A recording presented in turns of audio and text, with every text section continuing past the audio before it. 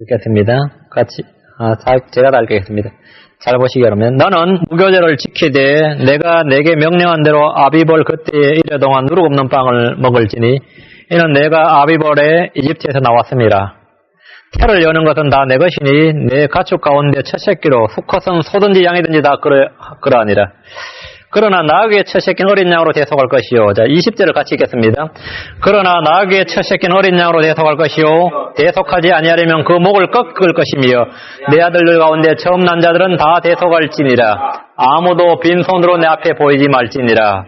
21절 너는 여섯 동안을 일하되 일곱째 날에는 안식할지니 밭을 갈 때나 거두을 때나 안식할지니라 했습니다. 예. 잠깐 기도하겠습니다. 오늘 하나님의 요구란 말씀입니다. 하나님의 요구입니다.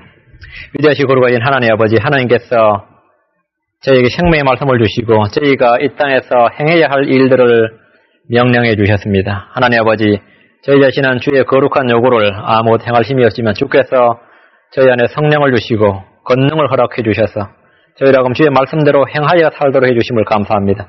아버지 하나님께서 무궁한 생명의 권능에 따라 역사해 주시고 저희라고 이 열망을 가지고 주의 뜻을 행할 수 있도록 도와주시기를 간구합니다. 아버지 하나님, 믿음으로 저희가 믿고 있는 모든 말씀들을 삶에서 행함으로 드러낼 수 있도록 복을 허락하여 주시옵소서.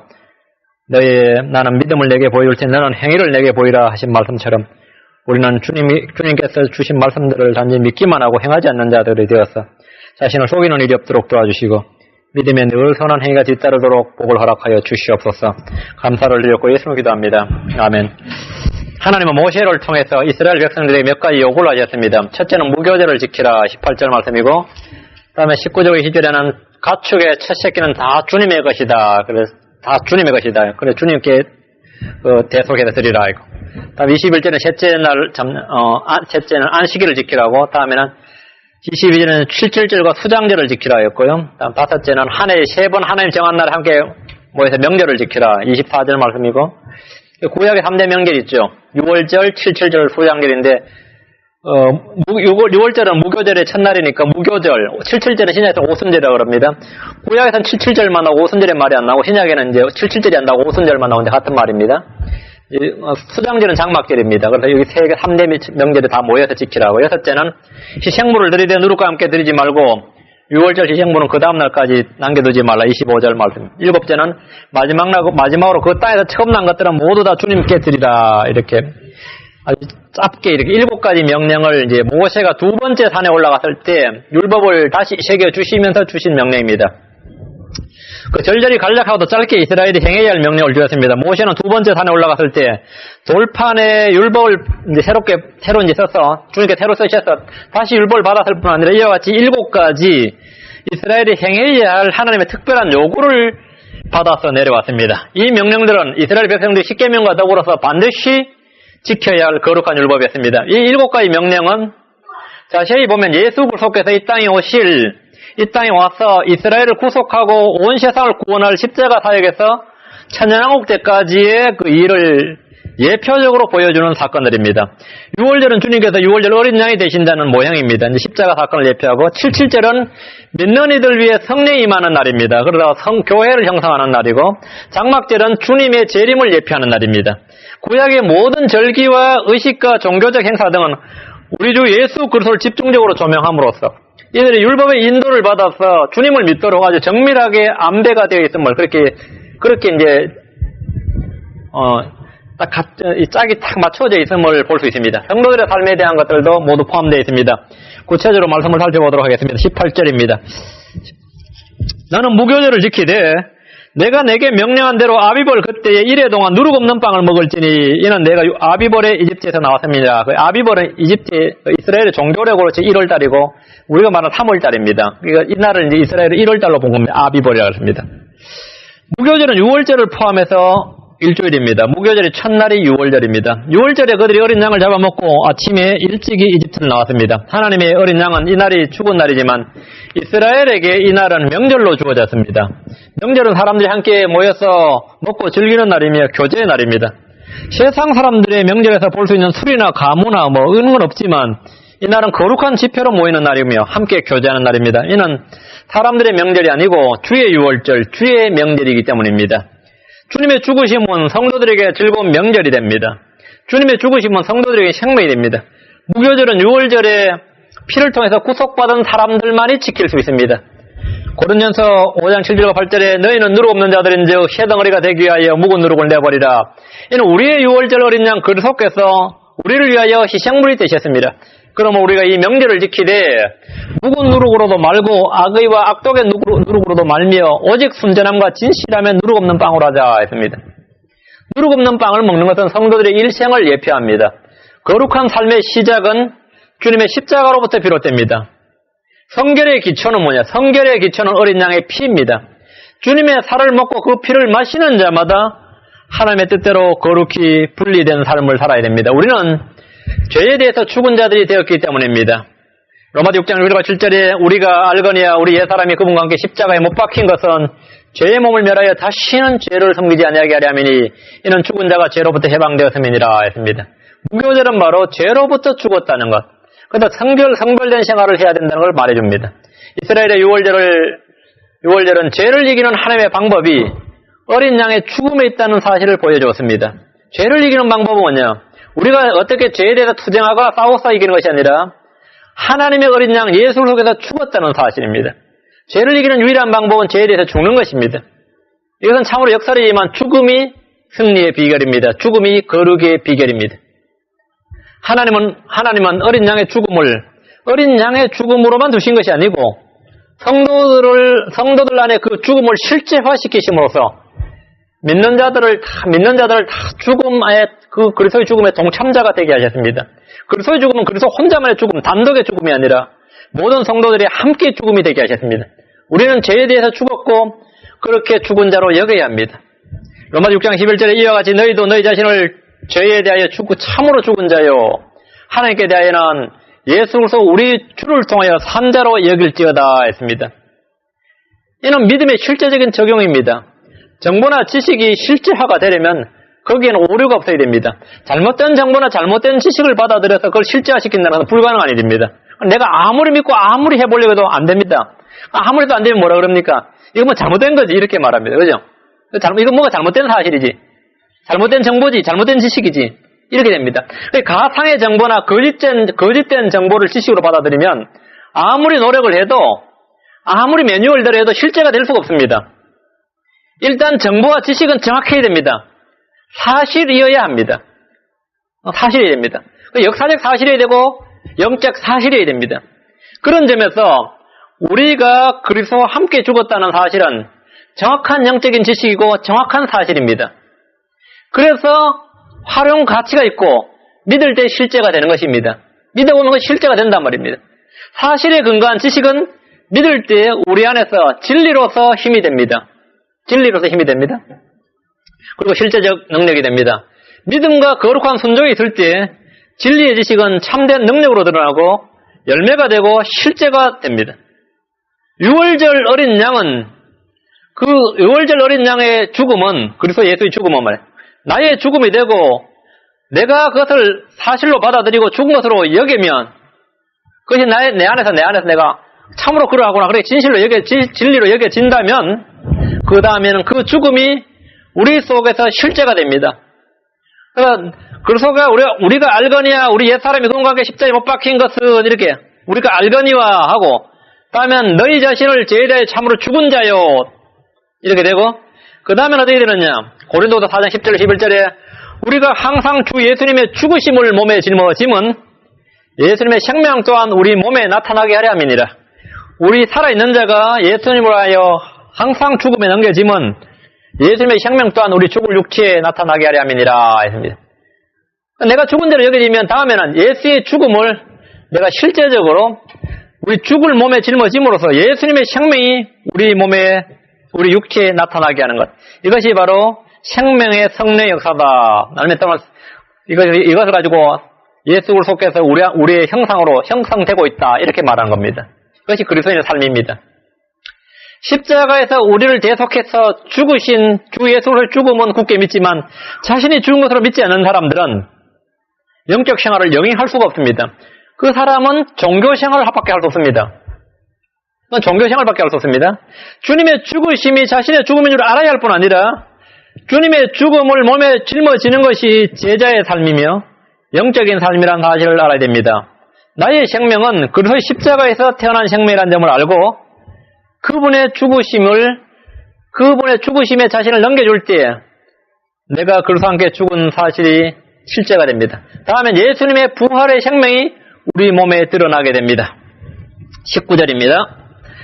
태를 여는 것은 다 내 것이니 내 가축 가운데 첫 새끼로 수컷은 소든지 양이든지 다 그러하니라 했습니다.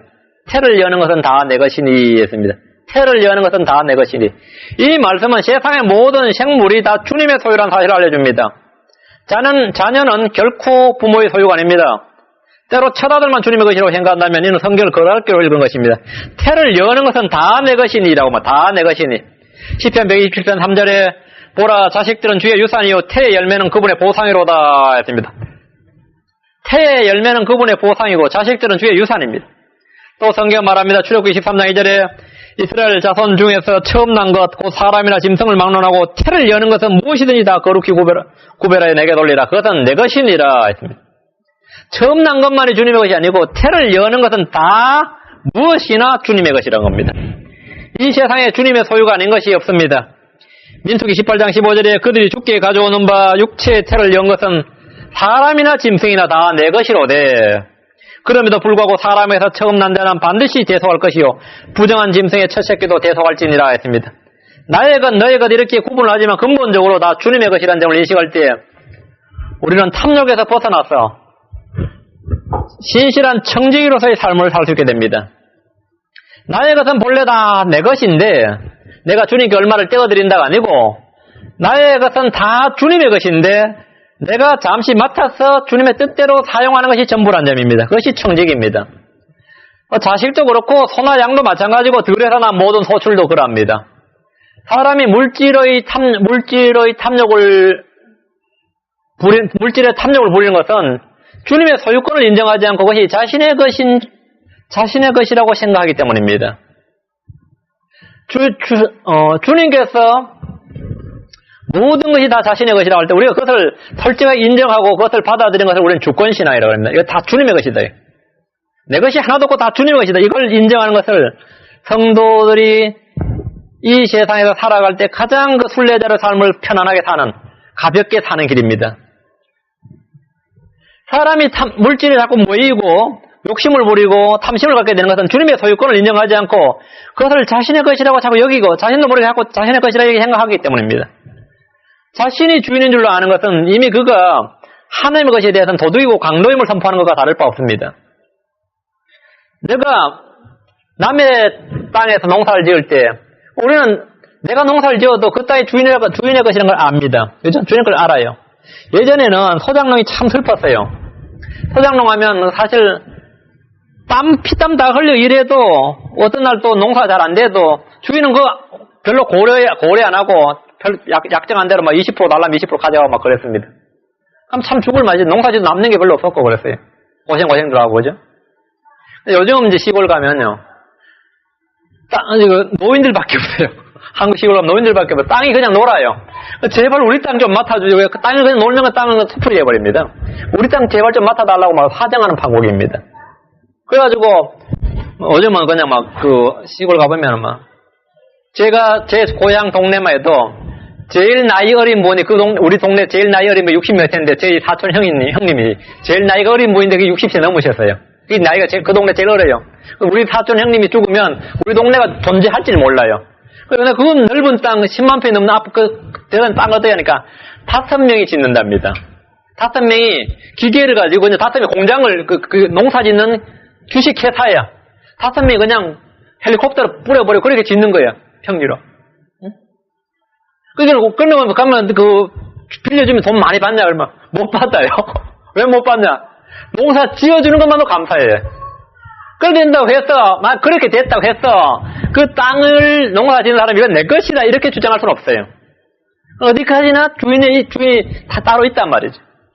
우리가 하나님께서 정권을, 우리의 소유를 정권을 주셔가 마치 자기 것처럼 사용을 해요. 그죠? 하나님께서 소작농처럼 막 세금 바치지를 하지 않잖아요. 자신의 것처럼 완전히 자신의 것처럼 사용하기 때문에 이건 내 것이다. 이렇게 해버리면 큰 오해란 겁니다. 그건 큰 잘못이란 겁니다. 그건 도둑이고 강도임을 선포하는 것과 다름없다는 거죠. 주님이 부자의 재물을 흩어서 가난한 자들에게 줄 수 있습니다.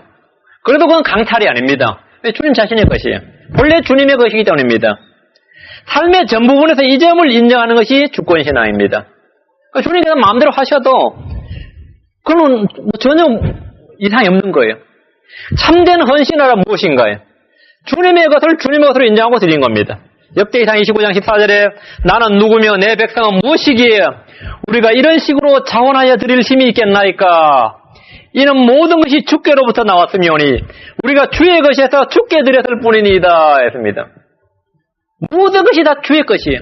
모든 것이 주께로부터 나왔으니 우리가 주의 것에서 주께 드렸을 뿐이다. 자신의 헌신을 자신의 의로 여기면 그 의는 헛된 것입니다. 자신이 주님께 드리는 것을 자랑으로 여기면 그의 자랑은 헛된 겁니다. 여러분 자신이 먼저 이 진리를 깊이 인식하고 자녀들도 이렇게 동일한 진리로 양육을 해야 됩니다. 우리가 얻은 모든 것은 주님의 것이다. 자본주의 시대는 물질 만능주의고 이 물신 숭배 사상이에요. 이 물신이 성경용어로 만몬이다. 만몬. 만몬이 재물의 신 이름이에요. 만몬. 물신 숭배로 가득한 시대, 만몬 숭배로 가득한 시대입니다. 어릴 때부터 경제 마인드를 길러주고 돈벌이에 모든 걸 집중하도록 교육하는 시대입니다. 때로 부를 사회에 환원하는 아름다운 기부자들이 많이 있긴 하지만 하나님의 것인 줄 알고 하나님의 뜻대로 사용하는 개념이 아니라면 사람들의 칭찬을 열렬히 받는 것은 사실이지만 주님께는 아무것도 아닙니다. 주님 말씀하셨습니다. 학개 2장 8절에 은도 내 것이요 금도 내 것이라 만군의 주가 말하노라 했습니다. 이 사실을 잊으면 믿음의 성장이나 진보나 열매를 전혀 기대할 수 없습니다. 모든 것이 주님의 것임을 알 때 우리는 우리가 가진 1달러짜리도 그 한 장도 주님의 것이라는 사실을 알기 때문에 헛되이 낭비하지 말아야 됩니다. 고린도서 4장 2절에 또한 청지기들에게 요구할 것은 신실한 사람으로 드러나는 것이라 했습니다. 때로 성도들은 돈에 대해서 이야기하는 것을 꺼려합니다. 그러나 성경의 비유 중에 상당 부분은 돈에 대한 것입니다. 문화, 위유나 달란트 비유나 다 돈에 대한 이야기입니다. 주님은 돈을 주제로 잘 설교하셨습니다. 자신의 돈을 어떻게 사용해야 하는가 말씀해 주신 겁니다. 이 땅에서 성도들은 주님께 받은 것으로 장사하는 장사꾼이 되어야 합니다. 주님이 주시는 돈, 그게 문화든 달란트든 간에 이 땅의 창고가 아니라 저 하늘에 많은 보화를 쌓을 수 있도록 해야 됩니다. 마태복음 6장 20절에 오직 너희 자신을 위하여 보물의 하늘을 쌓아두라. 거기는 조미 먹기도 녹이 들지도 않으며 도둑이 들지도 훔치지도 못하느니라 했습니다. 우리가 모든 것은 주님의 것인데 주님의 것을 주님께 드리자. 이것이 청지기 신앙이고 그것이 주권 신앙입니다. 20절입니다. 그러나 나귀의 첫 새끼는 어린 양으로 대속할 것이요 대속하지 아니하려면 그 목을 꺾을 것이며 내 아들들 가운데 처음 난 자들은 다 대속할지니라. 아무도 빈손으로 내 앞에 보이지 말지니라 했습니다. 이 말씀은 출애굽기 13장 13절 말씀을 그대로 반복하고 있습니다. 나귀의 첫 새끼는 어린 양으로 대속하라고 하십니다. 나귀의 첫 새끼는 뭐라고? 누구로 대속하라고? 나귀로 대속하지 않고 어린 양으로 대속해야 됩니다. 대속하지 않으면 어떻게 되냐? 대속하지 않으려면 목을 꺾으라고 합니다. 죽이란 말씀입니다. 나귀를 대속하면 죽이라 이거예요. 율법에서 나귀는 부정한 짐승입니다. 되새김질도 하지 않고 굽이 갈라져 있지도 않는 동물입니다. 그래서 주님께서 부정한 짐승이다 이렇게 말씀하셨습니다. 굽이 갈라진 발은 왜 주님께서 굽이 갈라진 굽이 갈라진 발을 있는 짐승들만 정결한 짐승에서 먹으려 하면 굽이 갈라진 발은 성도의 두 가지 성품을 성도는 모두 다 두 가지 성품을 지닌 분리된 자들이기 때문입니다. 분리된 이 굽이 갈라졌다는 분명히 한 발인데 굽이 갈라져 있죠. 굽이 갈라져 있어요. 이것은 그 사람과 속 사람이 분리되어 있는 우리의 내면 그걸 말합니다. 발은 행하다예요. 워크예요. 발은 걷는 거예요. 성도는 이 두 가지로 행합니다. 그죠? 근데 한 가지 방향으로 걸어요. 우리는 육신을 입고 있지만 성령으로 거듭난 사람입니다. 그러나 하나님의 뜻대로 한 길로 가야 됩니다. 한 길로 가야 돼요. 그래서 굽이 갈라진 발을 가진 사람, 굽이 갈라진 짐승들 이렇게 말해요. 그리고 되새김질은 말씀을 묵상하는 걸 말하고 뭔가 묵상하는 걸 말합니다. 우리는 주야로 말씀을 묵상해야 됩니다. 그 굽이 갈라진 발을 가진 것, 되새김질하는 동물들을 하나님은 그 정결한 짐승, 그렇지 않은 건 부정한 짐승이라고 했죠. 이방인들에게 이 두 가지 일은 전혀 상관이 없습니다. 마치 나귀에게 아무 상관이 없듯이 말이에요. 나귀는 되새김질하지 않고 굽이 갈라져 있지 않습니다. 나귀는 그냥 하나예요. 이렇게 하나예요. 그래서 나귀는 거듭나지 못한 자연인들, 이방인들을 상징하는 예표하는 짐승으로 성경에 나옵니다. 욥기에 보면 욥기 11장 12절에 보면 이는 비록 사람이 들나귀 새끼같이 태어날지라도 사람이 들나귀로 표현돼요. 들나귀 새끼같이 태어날지라도 그 허망한 사람이 지혜롭게 되고자 하기 때문이니라. 해봐야 헛짓이다 이 말입니다. 사람은 들나귀 새끼같이 태어납니다. 우리는 모두 다 부정한 사람들입니다. 하나님 앞에 섰던 이사야는 자신이 부정한 사람임을 알았습니다. 사람이 아무리 깨끗한 체 해도 하나님 앞에서 들나귀나 다름없습니다. 이는 비록 사람이 들나귀 새끼까지 태어날지라도 그 허망한 사람이 지혜롭게 되고자 하기 때문이니라. 그렇게 막 애를 쓰고 노력해요. 들나귀는, 이 나귀는 누구로 대속한다고요? 어린 양으로 대속한다요. 나귀는 어린 양으로 대속할지니라. 대속을 안 하면 어떻게 됐나? 목을 꺾고 죽일지니랍니다. 그것이 바로 구약의 구원 복음이에요. 그래서 이스라엘 백성들에게 나귀는 부정한 짐승이어서 나귀를 기르려면 어린 양으로 대속을 해야 됐단 말입니다. 이사야 64장 6절에 오직 우리는 다 부정한 물건 같아서 우리의 의는 다 더러운 누더기 같으며 우리는 다 잎사귀같이 시들므로 우리의 불법들이 우리를 바람같이 몰아가나이다 했습니다. 이것이 바로 자연인들의 상태입니다. 하나님은 나귀 같은 저희들을 위해서 어린 양으로 대신 대속해 주셨습니다. 만약 이 대속을 받지 않는다면 그는 목이 부러져 죽어야 됩니다.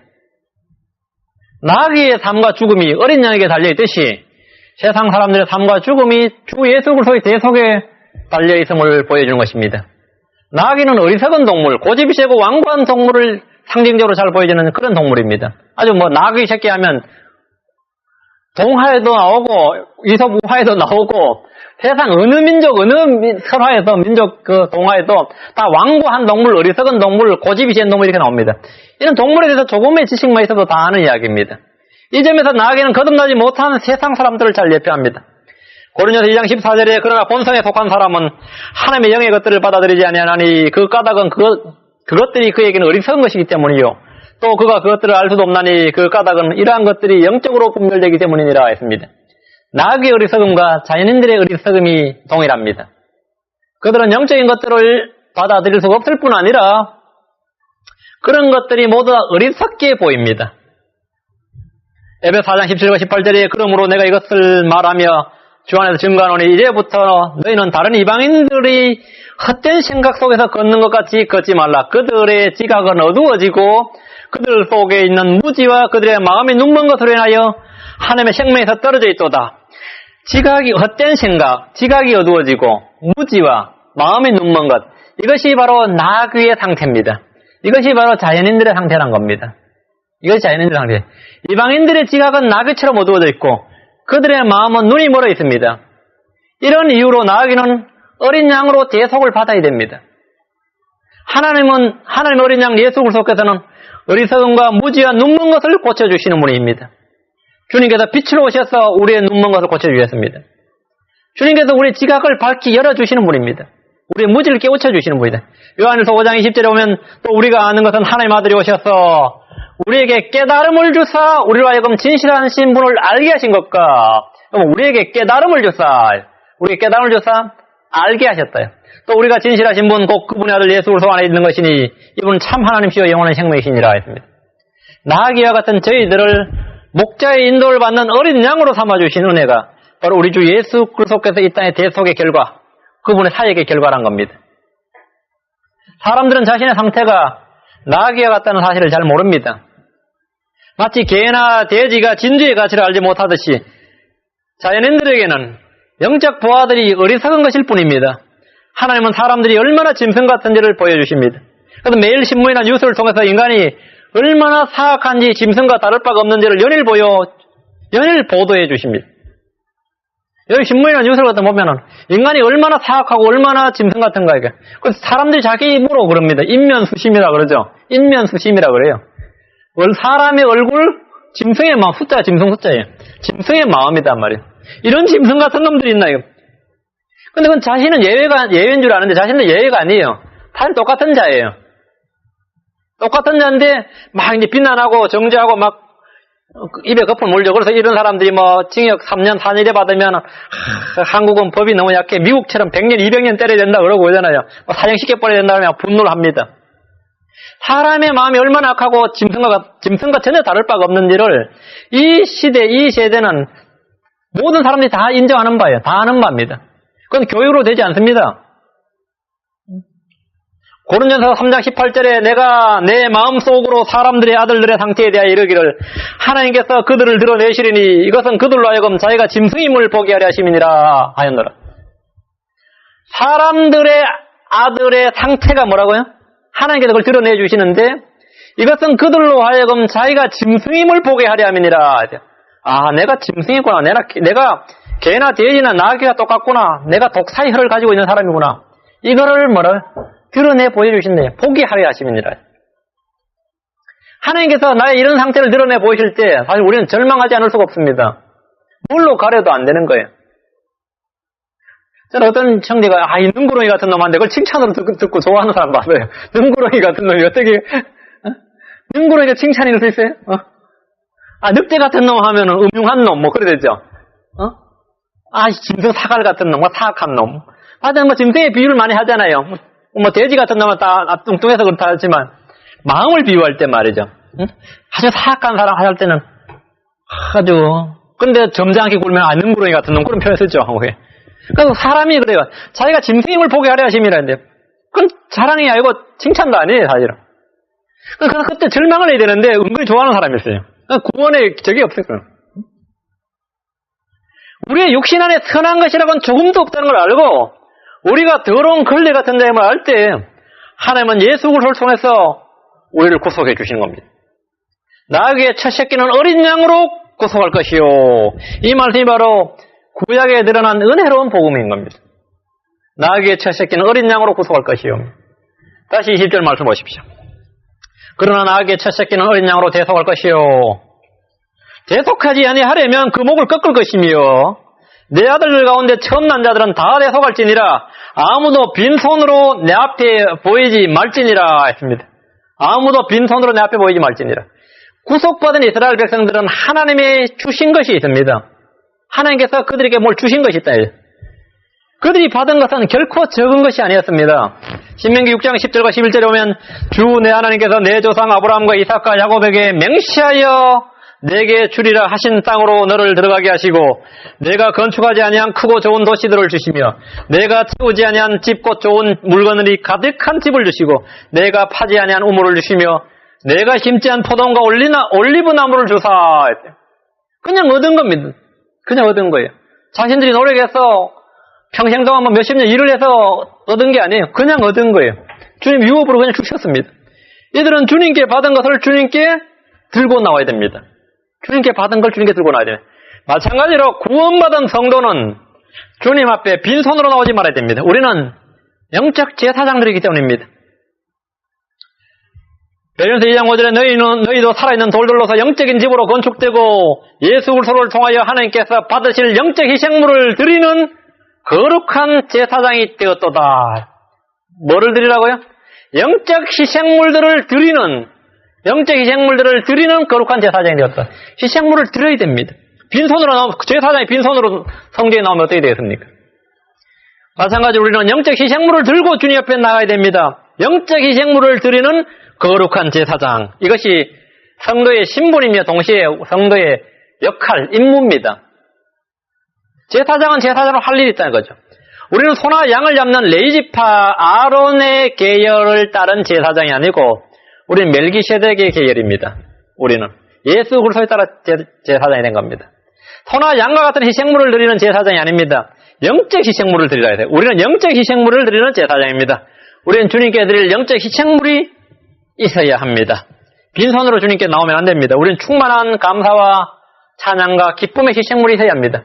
우리가 드려야 할 희생물이 무엇인지 이미 잘 알고 있겠지만 다시 한번 말씀드리겠습니다. 성도들이 주님 앞에 들고 나와야 할 영적 희생물이란 첫째로는 자신의 몸입니다. 너희 몸을 거룩한 산제물로 드려야 됩니다. 로마서 12장 1절에 너희의 몸을 거룩한 산제물로 주님께 드리라 이렇게 말합니다. 너희의 몸을 거룩한 산제물로. 이것이 우리가 드려야 할 영적 희생물입니다. 몸을 드리는 것이 헌신이고 예배입니다. 우리 몸은 주님께서 사용하셔야 됩니다. 자신의 몸을 불의의 병기로 죄에게 내어주지 말아야 됩니다.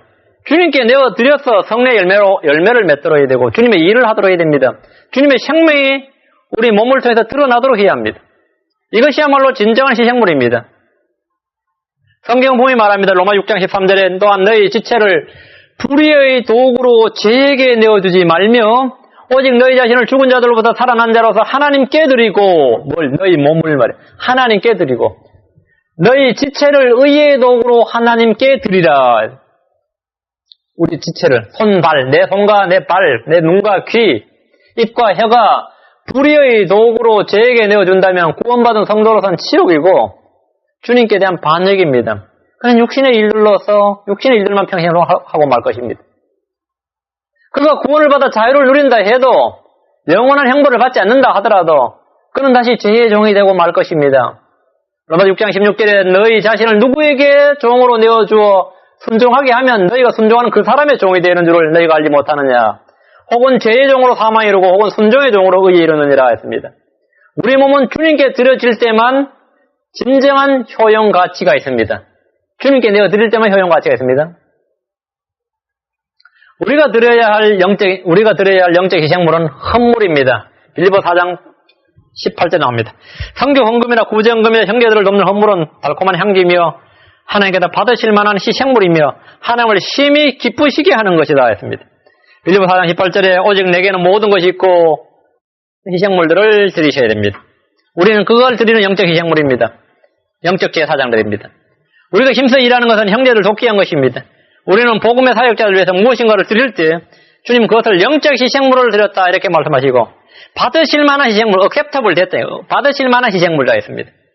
그리고 하나님을 심히 기쁘시게 하신 것이다 했습니다. 우리가 드려야 할 영적 희생물 셋째는 찬양과 감사입니다. 찬양과 감사입니다. 히브리 13장 15절에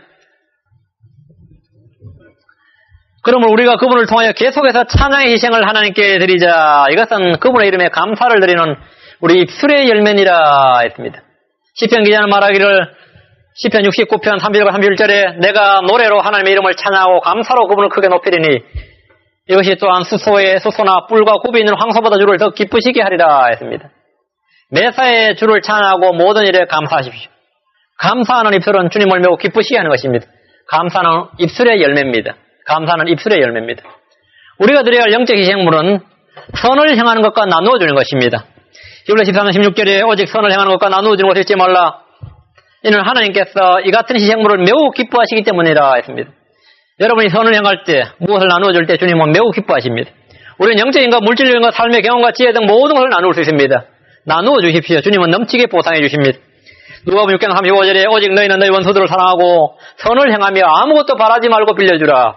그리하면 너희 보상이 클 것이요 또 너희가 가장 높으신 이의 자녀가 되리니 이는 그분께서 감사하지 아니하는 자와 악한 자에게도 인자하시기 때문이니라 했습니다. 또 누가복음 6장 38절에 주라 그리하면 너희에게 줄 것이니 곧 후이되어 누르고 흔들고 넘치게 사람들이 너희 품에 안겨주리라. 이는 너희가 헤아리는 그 헤아림으로 너희가 도로 헤아림을 받을 것임이니라 했습니다. 주는 것이 받는 것보다 복됩니다. 거저 받았으니 거저 주라. 이것이 주님 말씀입니다. 저와 여러분 혹시 자신의 것을 나누는 것은 아까워하고 남이 가진 것을 받는 것을 기뻐하지 않습니까? 여러분이 무엇이든지 주려고 하십시오. 주님은 아무것도 가진 것이 없는 제자들에게 너희가 먹을 것을 주라고 하셨습니다. 베드로와 요한은 성전의 안전병에게 은과 금은 내게 없어도 내게 있는 것을 내게 주노니 했습니다. 우리는 우리가 가진 것이 무엇인지 알고 그것을 나누는 일에, 그것을 나눠주는 일에 최선을 다해야 됩니다. 그것이 바로 우리가 드려야 할 영적 희생물입니다. 우리는 복음을 나누어줘야 됩니다. 영적 지식을 나눠줘야 됩니다. 주는 것이 영적 희생물이라는 사실을 명심하셔야 됩니다. 예수 그리스도를 주는 것이야말로 영원한 생명을 주는 것이며 가장 좋은 선물입니다. 우리가 드려야 할 희생물은 기도입니다. 시편 141편 2절에 나의 기도가 주 앞에 향을 올려드린 같이 되며 나의 손을 들어 올림이 저녁 희생물을 올려드린 같이 되게 하소서 했습니다. 기도는 향이요 저녁 희생물이에요. 기도는 주님 앞에 드려지는 향기로운 향입니다. 우리는 기도의 향을 쉬지 않고 하늘의 하나님 앞에 올려드리는 영적 제사장들임을 명심해야 됩니다. 내가 기도하는 것이 그냥 단지 기도만 하는 것이 아니라 이것이 하나님 앞에 향을 피우는 것이다. 향을 드리는 것이다.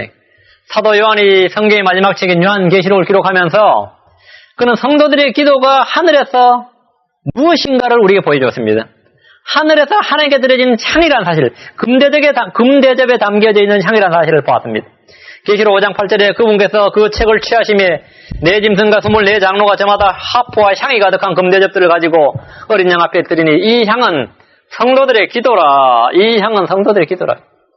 계시록 8장 3절에도 또 다른 천사가 금향로를 가지고 와서 제단 앞에 서고 많은 향을 받았으니 이것은 그로 하여금 그 향을 모든 성도들의 기도와 함께 왕자 앞에 있는 금제단에 드리게 하려 함이라. 향은 성도들의 기도입니다. 오늘 여러분은 주님께 이 향을 드렸습니까? 오늘 아침 일어나자마자 향을 드렸습니까? 영적 희생물을 드리는 제사장으로 이걸 했느냐 이거.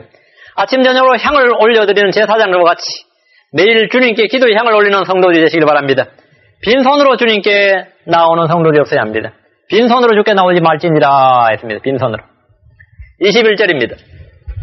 너는 여섯 해 동안은 일하되 일곱째 날에는 안식할지니 밭을 갈 때나 거둘 때나 안식할지니라 했습니다. 주님은 안식일에 안식하도록 하셨는데 밭을 갈 때나 거둘 때나 반드시 안식하라고 하셨습니다. 바쁘다. 밭을 갈 때나 거둘 때가 얼마나 바쁩니까? 바쁘다. 할 일이 많다는 이유로 안식일을 범해서는 안 된다는 것입니다. 안식일은 주님이 주실 참된 안식의 모형입니다. 요즘 사람들이 바쁘다는 이유로 얼마나 주일 예배 많이 빠져요. 응? 바쁘다는 이유로 빠진 건 내가 좀 그래도 좀 나은데 뭐 축구 본다, 야구 본다, 뭐 그런 거 뭐 스포츠 행사 때문에 빠진다 이거 심각한 이야기예요. 응? 또 이제 제일 문제는 제가 볼 때는 그거예요. 한국 같으면 그거예요. 서울 추석 명절이 일요일에 끼면 그건 예배 안 드리는 거. 이번 미국 여기서 대형 교회들 중에서 크리스마스하고 신정 연휴 때 아예 주일 예배 폐한 교회 굉장히 많습니다. 응? 아주 웃기는 일인데 실제로 많단 말이죠. 근데 안식일은 주님이 주실 참된 안식의 모형이라는 거예요. 주님은 언제 안식하셨습니까? 창세기는 천지 창조를 다 완성하신 후에 안식하셨습니다. 그렇죠? 천지 창조를 이 사역을 마친 후에 안식하셨다네요. 하나님 모든 일을 다 이루신 후에 쉬셨습니다. 주님은 십자가에서 하나님이 하라고 하신 모든 일을 다 이루셨습니다. 주님께서 십자가에서 하신 마지막 말씀이 뭡니까? 다 이루었다. 다 이루었다. 그렇다면 그 다음에 무엇이 주어집니까? 다 이루었으면 안식입니다. 우리는 예수님 완성된 속죄 사역 위에서만 안식을 누릴 수 있습니다. 성도들에게는 안식일이 있는 것이 아니고 안식이 있습니다. 하나님은 교회에 안식일을 주시지 않고 이스라엘에게 표적으로 주신 안식일 그게 아니고 교회에는 안식을 주셨습니다. 안식일을 주신 것이 아니라 안식을 주셨습니다. 구약의 이스라엘 백성들은 안식일을 통해서 안식의 주이신 안식의 주인이신 말이에요. 안식일의 주인이신 예수 그리스도의 오심을 기다리고 소망했습니다. 그것이 안식의 본질입니다. 그들에게는 안식일에 안식하는 것 외에 한 안식이 남아있었습니다. 히브리서 4장 9절과 11절에 그리고 하나님의 백성에게는 한 안식이 남아있나니 이는 그분의 안식에 이미 들어간 자는 하나님께서 자신의 일들을 그치신 것 같이 이미 자기 일들을 그치셨기 때문이라. 그러므로 우리가 저 안식에 들어가도록 힘쓸지니 이것은 아무도 믿지 아니하던 그 동일한 본을 따라 넘어지지 아니하게 하람이라. 안식일만 지키고 예수를 믿지 않음으로써 안식에 들어가지 못하는 것, 그것이 가장 큰 불행입니다. 안식일은 지키는데 안식은 못 얻다. 내 안에 내가 살면, 성도가 내 안에 내가 살면, 내 안에 내 육신이 살면 안식이 없습니다. 그래서 성도가 되고 나면 처음에는 말이죠. 처음 구원받아서 첫사랑이 넘칠 때는 더 상관없는데 좀 살다 보면 성령 충만이 아니라 이 갈등 충만의 삶을 삽니다. 왜? 내 안에 육신과 죄성이 계속 살아나기 때문에 엄청난 갈등과 이 영적인 평안과 안식이 없어요. 내가 죽고 내가 전적으로 주님께 헌신을 했을 때 비로소 안식이 옵니다. 내가 주님께 내 자신을 헌신하고 주님이 완전히 나를 정복하고 나의 완전히 주인이 되셔서 내 안에 진짜 의와 희락과 평강이라는 하나님의 왕국이 나에 온전히 임했다는 걸 내가 체험할 때 그때 안식이 옵니다. 내가 죽고 그리스도께서 사실 때 내가 계속해서 나를 그리스도의 죽음에 넘겨주고 예수의 죽음이 내 몸 안에서 드러날 때 그때 안식이 옵니다. 그때 참된 안식과 평강이 옵니다. 육신이 성령을 거슬러 분쟁을 일으키고 대적할 때는 안식이 없습니다. 성령으로 몸의 행실을 죽일 때 또 내가 계속 영적인 일을 생각할 때 생명과 평안이 나겠습니다. 육신의 일은 사망이에요. 그래서 내가 계속 영적인 일을 생각하고 성령의 완전한 지배를 받을 때, 성령의 완전한 통제를 받을 때, 그때 성령으로 몸의 행실을 죽이고 성령의 인도함을 따를 때, 성령을 쫓아 행할 때 육신의 일을 이루지 않거든요. 그때 안식이 옵니다. 자아를 완전히 처리할 때 그에게 참된 평강과 안식이 주어집니다. 주님은 교회에게 안식일을 주신 것이 아니라 성도들에게 안식을 주셨음을 기억하십시오. 주님께서 마태복음 11장 28절 29절에 그랬습니다. 수고하고 무거운 짐진 자들아 다 내게로 오라. 내가 너에게 안식을 주리라 했습니다. 주님께서 안식일을 주겠다고 하신 것이 아니라 안식을 주리라 했습니다. 나는 마음이 오냐고 겸손하니 내 멍에를 메고 내게 배우라. 그리하면 너희 혼이 안식을 찾으리니 했습니다. 참된 안식을 소유하고 누린 성도들이 되시길 바랍니다. 자, 기도하겠습니다. 위대하시고 거룩하신 하나님 아버지, 은혜를 주셔서 감사합니다.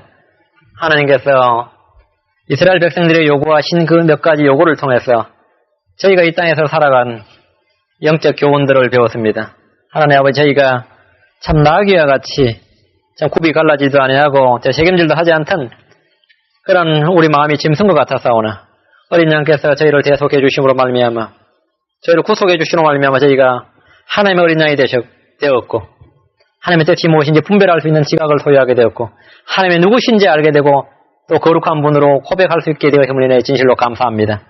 아버지 하나님, 제가 이 땅을 참으로 거룩히 구별된 삶을 살 수 있도록 도와주시고 주님 주신 참된 안식을 누리며 살 수 있도록 복을 허락하여 주시며 저희가 주님께서 영적인 제사장으로 거룩한 영적인 제사장으로 삼으셨사오니 빈손으로 주님께 나아가지 아니하고 충만한 기쁨과 감사와 찬양을 들고 주님 앞에 나아가도록 도우시며 아침 저녁으로 참으로 시청물을 들려 올림같이 서로 기도의 향을 주님 앞에 피워 올릴 수 있도록 복을 허락하여 주시옵소서.